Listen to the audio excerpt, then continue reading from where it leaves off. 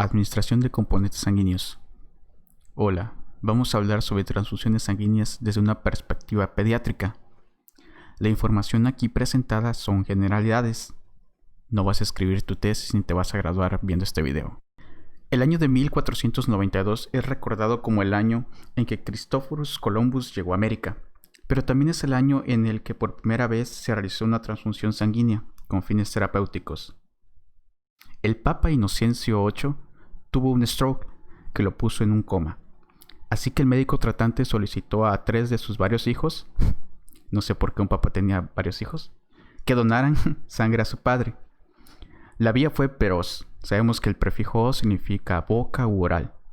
Dicho tratamiento, como se podrán imaginar, falló, causando la muerte de sus 3 hijos juntos a la del Papa. Como dato curioso, esta moneda es un ducat, la cual fue prometida a cada uno de sus hijos como recompensa, la cual en esa época era de alto valor. Ahora bien, Jean-Baptiste Denis realizó en 1667 el primer intento documentado de transfusión intravenosa. Recordemos que en esa época se trataba la fiebre refractaria con sangrías, que es la extracción de sangre en cantidades considerables. Lo que este físico y astrólogo realizó fue transfundir sangre de perro o cordero a un joven que estaba siendo manejado con esta técnica. El joven falleció, por lo que fue muy criticado y dicho procedimiento quedó vetado por más de 100 años. En los albores de los años 1800, en Filadelfia, Philip Syng, considerado el padre de la cirugía americana, llevó a cabo la primera transfusión exitosa, de forma intravenosa. Desde entonces y de forma progresiva se han ido logrando elaborar los protocolos actuales de transfusión sanguínea, que a día de hoy siguen en actualización continua, según los nuevos descubrimientos de la fisiología, especialmente a nivel molecular. Actualmente contamos con un amplio conocimiento de la formación de la hemoglobina, la cual, a partir de la succinilcoenzima A con la unión de la glicina, y esta a su vez la unión de 4 piroles, forma la protoporfirina 9. Esta a su vez se une a un fierro y forma el grupo hemo. Nosotros sabemos que el grupo hemo más una proteína tipo globina forma igual a la hemoglobina. Ahora bien, dependiendo de la síntesis genética pueden ser de tipo alfa o beta, según su conformación tridimensional, la cual forma la hemoglobina funcional. Existen diversos tipos de hemoglobina, algunas fisiológicas, algunas patológicas. Dentro de las fisiológicas encontramos las alfa o las A, formadas por alfas y betas un 96%, la A2 un 2%, la fetal, la F, que está formada de alfa y gamma, y otras variantes como la VARS y la H. También encontramos con otros tipos de hemoglobina que normalmente no se encuentran en el organismo, como la Gower 1, 2 y Portland. En la siguiente gráfica podemos encontrar una representación de cómo la presión parcial de oxígeno, o sea, la cantidad de oxígeno que está verdaderamente circulando en la sangre y la saturación de hemoglobina están relacionadas. Diversos factores, especialmente la temperatura, el CO2, el 2,3-difosfoglicerato, un producto de la glicólisis, y el pH son determinantes de una desviación hacia la derecha y hacia la izquierda. Aquí el juego consiste en entender qué elementos desvían hacia la izquierda y cuáles hacia la derecha. ¿Qué significa entonces esta desviación? Desviarse hacia la izquierda representa una afinidad incrementada.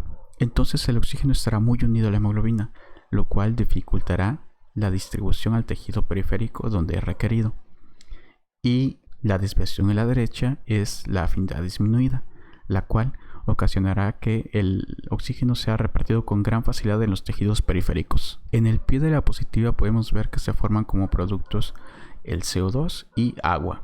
Vamos a ver que estos elementos interactúan con la anhidrasa carbónica y estos a su vez van a formar hidrógeno y bicarbonato. Estos salen a la circulación sistémica si son transportados con la hemoglobina.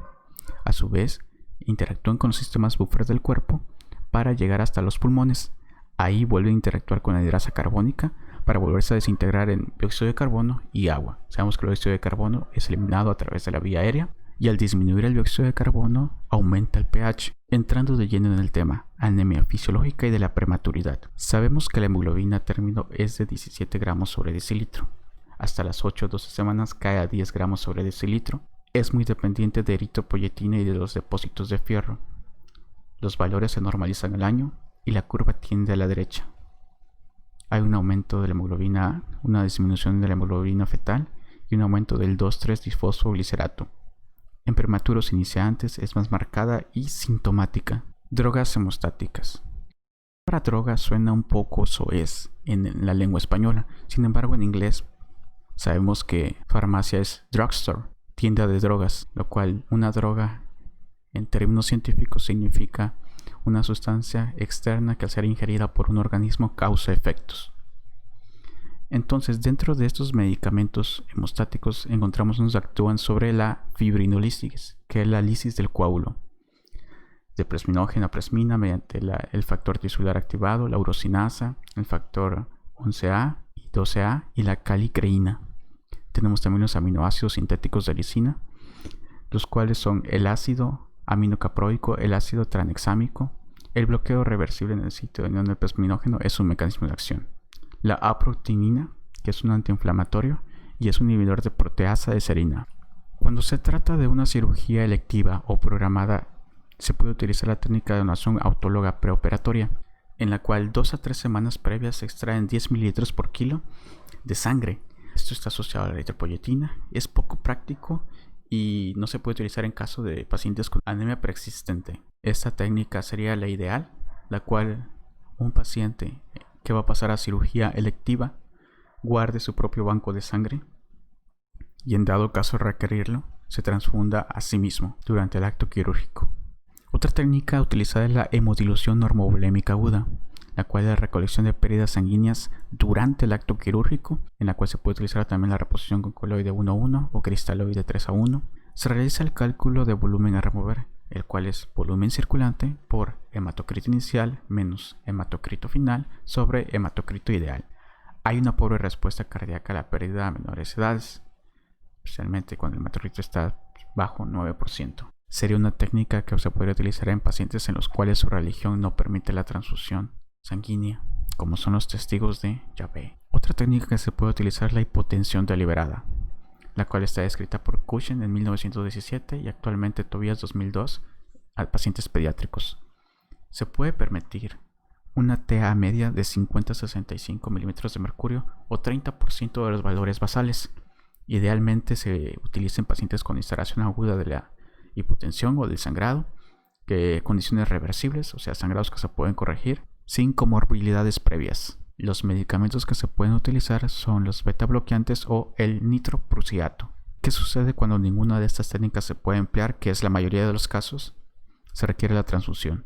Idealmente se requiere la sangre fresca total, que se obtiene en los 5 días anteriores. Los factores 5 y 7 son lábiles en estas transfusiones, las plaquetas pierden su forma discoide y se sugiere transfusión masiva. En el cuadro de la derecha podemos ver un cuadro del Smith, en el cual da las indicaciones para transfusión de sangre fresca total, enfermedades hemolíticas del recién nacido, hiperbilirrubinemia con riesgo de kernicterus, después de un bypass cardiopulmonar o membrana extracorpórea, a su vez también de transfusión masiva.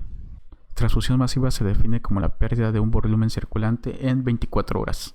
Las células rojas sirven para incrementar la capacidad de transporte de oxígeno, suprimir o diluir la concentración en pacientes con hemoglobinopatías. En pacientes menores a 4 meses hay poca respuesta a la eritropoyetina y también existe el riesgo de formación de anticuerpos. ¿Por qué a esta edad? Porque hasta esta edad aún se encuentran anticuerpos circulantes maternos en el paciente. En pacientes mayores de 4 meses existe una tolerancia hasta los 10 gramos sobre decilitro para llevar a cabo una transfusión sanguínea. Existe un límite crítico de 6 gramos sobre decilitro y creo que el punto más importante de esta diapositiva es que toda transfusión sanguínea se valora según la condición hemodinámica actual del paciente. ¿Cuál es el cuadro clínico? Existe taquicardia, taquipnea, oliguria, frialdad de extremidades. La fórmula de Baitis indica 10 a 15 mililitros sobre kilo durante 2 o 3 horas. Esto nos va a aumentar 1 a 2 gramos sobre decilitro. El sangrado permisible, como se calcula, la volemia por el hematocrito del paciente menos el hematocrito mínimo permitido sobre el hematocrito de la paciente. El objetivo de utilizar esta fórmula y calcular el sangrado permisible es porque a partir de un sangrado permisible en valores negativos se indica la transfusión sanguínea, siempre tomando en cuenta el estado hemodinámico del paciente. La finalidad de transfundir plasma fresco congelado consiste en contrarrestar efectos adversos de la warfarina, un sangrado por coagulopatía en la cual el INR está mayor a 1.5, o sea, tiempos de coagulación prolongados, una transfusión masiva, en la cual se indica un paquete globular, un plasma fresco congelado y un concentrado plaquetario, y la dosis es de 10 a 20 mililitros sobre kilo. Plaquetas. debe considerarse a partir de un conteo de 50.000. La relación 1:1 en transfusión masiva que ya comentamos. Cuando existe alto riesgo de hemorragia intracraneal, es muy importante saber que un concentrado plaquetario por cada 10 kilos aumenta 50.000 plaquetas y una aféresis por cada 5 kilos aumenta 50.000 plaquetas. Entonces, en la medida posible se preferirán los concentrados plaquetarios. Complicaciones asociadas a la transfusión. Existe mayor riesgo de infecciones en transfusión de plaquetas debido a la temperatura. Como dato histórico, en Estados Unidos a principios del milenio ocurrió un brote de hepatitis asociada a la transfusión masiva. Actualmente los estándares están más estrictos y esto ha ido en decadencia. También existe el riesgo de desarrollar hipercalemia. Recordemos que el almacenamiento inhibe el transporte de potasio transmembrana, por lo cual se debe valorar la administración de gluconato de calcio, que es un quelante. Por cada paquete globular se aumenta 70 miliequivalentes el potasio. En pacientes con menores volúmenes circulantes, pacientes con función renal inmadura, como los pediátricos, y en las disautonomías, que también son presentes en los pacientes pediátricos. TRALI es la lesión renal aguda relacionada a la transfusión. Se presenta en una de cada 5.000 transfusiones, es poco común, asociado frecuentemente con plasma fresco congelado. Consiste en la interacción entre anticuerpos del donador y antígenos leucocitarios del receptor, más frecuente en mujeres multíparas. Los pacientes pueden debutar como un síndrome de insuficiencia respiratoria agudo y ocurre principalmente a las 4 a 6 horas post-transfusión. Recordemos que la transfusión masiva se define como la necesidad de transfundir más de un volumen sanguíneo en menos de 24 horas. Recordemos que la pérdida masiva tiene diversas complicaciones como la acidosis, la alcalosis, la hipocalcemia, la hiperglicemia, la hipotermia y la hipercalemia. En pacientes con sangrados masivos, la monitorización se recomienda llevarla a cabo mediante pruebas elastográficas, las cuales valoran la viscoelasticidad de la sangre. Al igual, es muy importante la monitorización del fibrinógeno. En la práctica diaria no es muy factible, ya que estas pruebas son de poca disponibilidad. En dado caso de no contar con sangre, existen alternativas como los sustitutos de sangre, los cuales son transportadores de oxígeno basados en hemoglobina de forma sintética. El primero utilizado fue de origen bovino por Anderson en 1930. Existen las emulsiones de perfluorocarbono, que son solventes de gases disueltos por el sistema retículo endotelial y exhalados en vapor. Requieren altas tensiones de oxígeno y son gradientes dependientes. Y esta fue la bibliografía utilizada para llevar a cabo esta presentación. Adiós.